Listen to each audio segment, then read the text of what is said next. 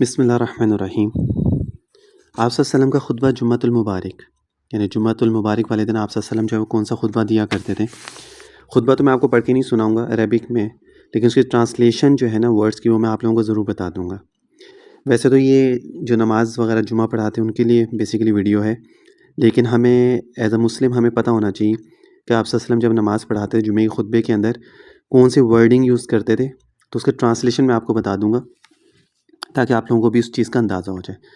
Video اگر اچھی لگتی ہے آپ لوگوں کو تو کائنڈلی لائک کر دیا کریں، شیئر ضرور کر دیا کریں، اور سبسکرائب کر لیں چینل کو تاکہ اور آپ سے اس کی لائف سے ریلیٹڈ ویڈیوز، وظائف پہ، تسبیحات پہ، ڈیفرنٹ ٹاپکس کے اوپر آپ لوگوں کے ساتھ ویڈیوز جو ہے وہ آپ لوگوں کو ملتی رہیں، اور بیل بٹن کو ضرور دبا لیا کریں تاکہ آپ کو نوٹیفیکیشن مل جائے۔ پہلے اللہ تعالیٰ کی حمد و ثنا پڑھ کر آپ صلی اللہ علیہ وسلم فرماتے، بہرحال حمد و صلات کے بعد بس سب کلاموں سے بہتر خدا کا کلام ہے، اور سب طریقوں سے اچھا طریقہ حضرت محمد صلی اللہ علیہ وسلم کا طریقہ ہے، اور سب چیزوں سے بری نئی باتیں ہیں، ہر بدعت گمراہی ہے۔ میں ہر مومن کا اس کی جان سے بھی زیادہ دوست ہوں۔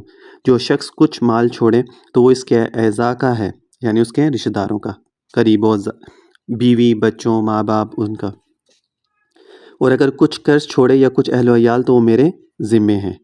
کبھی یہ خطبے میں پڑھتے تھے، اے لوگوں، توبہ کرو موت آنے سے پہلے، اور جلدی کرو نیک کام کرنے میں، اور پورا کرو اس عہد کو جو تمہارے اور تمہارے پروردگار کے درمیان ہے۔ اس کے ذکر کی کثرت اور صدقہ دینے سے ظاہر و باطن میں اس کا ثواب پاؤ گے، اور اللہ کے نزدیک تعریف کیے جاؤ گے اور رزق پاؤ گے، اور جان لو کہ اللہ تعالیٰ نے تمہارے اوپر جمعے کی نماز فرض کی ہے۔ میرے اس مقام میں، اس شہر میں، اسی سال میں، قیامت تک بشرط امکان جو شخص اس کو ترک کرے میری زندگی میں یا میرے بعد اس کی فرضیت کا انکار کر کے یا سہل انگاری سے، بشرطے کہ اس کا کوئی بادشاہ ہو ظالم یا عادل، تو اللہ اس کی پریشانیوں کو نہ دور کرے، نہ اس کے کسی کام میں برکت دے۔ یعنی جو جان بوجھ کے جمعے کی نماز چھوڑتا ہے نا، تو آپ صلی اللہ علیہ وسلم نے فرمایا کہ اس کی پریشانیوں کو بھی اللہ تعالیٰ دور نہ کرے اور اس میں برکت بھی نہ دے اس کے کام میں۔ سنو، نہ اس کی نماز قبول ہوگی، نہ روزہ، نہ زکوٰۃ، نہ حج، نہ کوئی نیکی، یہاں تک کہ توبہ کرے گا تو اللہ تعالیٰ اس کی توبہ قبول کر لے گا۔ اور اکثریت دیکھی جاتی ہے کہ لوگ آج کل نا، پہلے تو یہ ہوتا تھا کہ جمعے کی نماز پڑھتے تھے، نمازیں چھوڑتے، اب آج کل تو نمازیں چھوڑنے کے ساتھ ساتھ جمعے کی نماز بھی لوگ نہیں پڑھتے، اور اس کو اتنا ہلکا سمجھتے ہیں کہ کوئی بات نہیں۔ سنو، نہ امامت کرے کوئی عورت کسی مرد کی، نہ کوئی یعنی جاہل کسی مہاجی یعنی عالم کی، نہ کوئی فاسق کسی صالح کی، مگر یہ کہ کوئی بادشاہ جبر نہ ایسا کرائے جس کی تلوار و کوڑے کا خوف ہو۔ اگر کوئی آپ کو زبردستی فورس کر کے کوئی جاہل کو آگے کھڑا کر رہے نماز پڑھانے کے لیے، ٹھیک ہے، یا کسی فاسق کو آگے کھڑا کر رہے نماز پڑھانے کے لیے، وہ ایک الگ چیز ہے، لیکن ویسے اگر کوئی کھڑا ہو رہا ہے تو بالکل جائز نہیں ہے، بالکل بھی۔ اور کبھی یہ خطبہ پڑھتے تھے، اللہ تعالیٰ کا شکر ہے کہ ہم اس کی تعریف کرتے ہیں اور اسی سے گناہوں کی بخشش چاہتے ہیں، اور اپنے نفسوں کی شرارت اور اعمال کی برائی سے پناہ مانگتے ہیں۔ جس کو اللہ ہدایت کرے اس کو کوئی گمراہ نہیں کر سکتا، اور جس کو وہ گمراہ کرے اس کو کوئی ہدایت نہیں کر سکتا۔ اور میں گواہی دیتا ہوں کہ اللہ کے سوا کوئی معبود نہیں، وہ ایک ہے، اس کا کوئی شریک نہیں، اور گواہی دیتا ہوں کہ محمد صلی اللہ علیہ وسلم اس کے بندے اور پیغمبر ہیں۔ ان کو اللہ نے سچی باتوں کی بشارت دینے اور ان سے ڈرانے کے لیے قیامت کے قریب بھیجا ہے۔ جو کوئی اللہ اور اس کے رسول کی تابعداری کرے گا وہ ہدایت پائے گا، اور جو نافرمانی کرے گا وہ اپنا ہی نقصان کرے گا، اللہ کا کچھ نقصان نہیں۔ یہ تو آپ سے خطبے میں پڑھتے تھے، جیسے یہاں آج کل ہمارے ہوتا ہے نا، عربی کا خطبہ ہوتا ہے، اردو کی تقریر ہوتی ہے، عربی کا خطبہ ہوتا ہے، تو آپ سے اس طرح خطبے میں یہ پڑھتے تھے۔ اب خطبہ جمعہ کے کچھ مسائل ہیں، وہ میں آپ لوگوں کے ساتھ شیئر کر دیتا ہوں، بہت امپورٹنٹ ہے۔ کوئی بھی چیز آپ صلی اللہ علیہ وسلم نے بتائی ہوئی جو ہے نا وہ معمولی نہیں ہوتی ہے، تو ہر چیز کا ہمیں ایز اے مسلمان ہونے کی حیثیت سے ہمیں ہر چیز کا پتہ ہونا چاہیے۔ خطبہ جمعہ میں 12 چیزیں مسنون ہیں، یعنی سنت ہے۔ خطبہ پڑھنے کی حالت میں خطبہ پڑھنے والے کو کھڑا رہنا، یہ بیسیکلی ان کے لیے جو نماز جمعہ پڑھاتے ہیں، ٹھیک ہے نا، ان کے لیے، لیکن عام مسلمان کو بھی اس چیز کا پتہ ہونا چاہیے آپ کی سنتوں کے بارے میں۔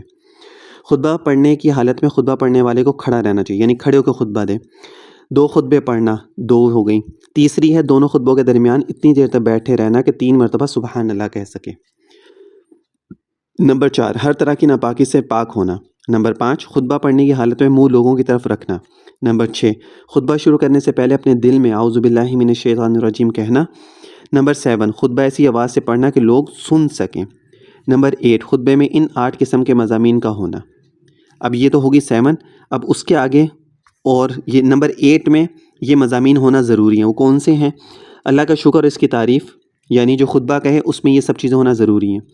خداوند عالم کی وحدت، نبی صلی اللہ علیہ وسلم کی رسالت کی شہادت، آپ صلی اللہ علیہ وسلم پر درود، وعظ و نصیحت، قرآن مجید کی آیتوں یا کسی صورت کا پڑھنا، دوسرے خطبے میں پھر ان چیزوں کا اعادہ کرنا، دوسرے خطبے میں بجائے وعظ و نصیحت کے مسلمانوں کے لیے دعا کرنا۔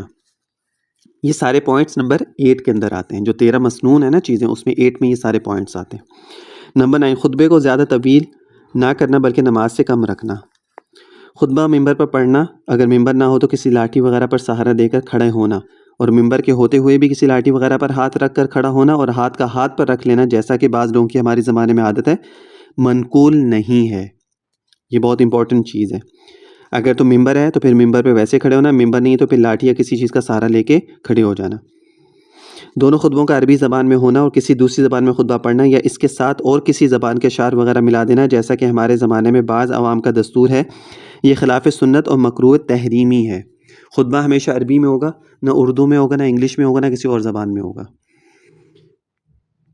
اور اگر بیچ میں کوئی اشعار وغیرہ اردو کے کوئی پڑھتا ہے یا کچھ اس طرح کے پشتوں میں کوئی پڑھ لیتا ہے، جیسے کچھ بہت ساری زبانیں ہوتی ہیں نا، تو خلاف شریعت ہے، خلاف سنت ہے اور مکروہ تحریمی ہے۔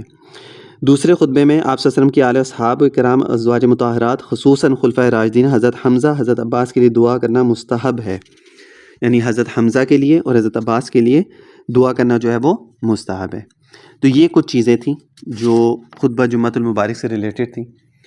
میرا کام اصل میں یہ ہے کہ میں ہر چیز آپ لوگوں کے ساتھ شیئر کرتا ہوں جس کا کسی سے تعلق ہوتا ہے، کیونکہ عام عوام کے لیے تو اس کوئی تعلق نہیں ہے اس کے ساتھ، لیکن یہ کہ جو جمعہ پڑھاتا ہے اس کا ہے، اور لوگوں کو پتہ ہونا چاہیے، جو عام لوگ ہیں ان کو بھی پتہ ہونا چاہیے کہ خطبے کی کیا کیا سنتیں ہوتی ہیں، آپ صلی اللہ علیہ وسلم جو ہے وہ جب کس طرح خطبہ دیتے تھے،